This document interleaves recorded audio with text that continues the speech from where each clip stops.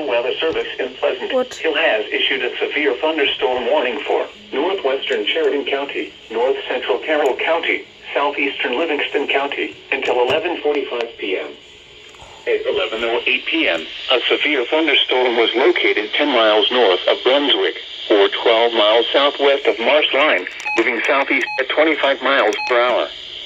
Expected hazards include 60 miles per hour wind gusts and quarter-size hail. This is a radar-indicated threat. The following impacts are expected. Hail damage to vehicles is expected. Expect wind damage to roofs, siding, and trees. Locations impacted include Hale, Mendon, Sumner, and Triplet. For your protection, move to an interior room on the lowest floor of a building. Torrential rainfall is occurring with this storm and may lead to flash flooding. Do not drive your vehicle through flooded roadways.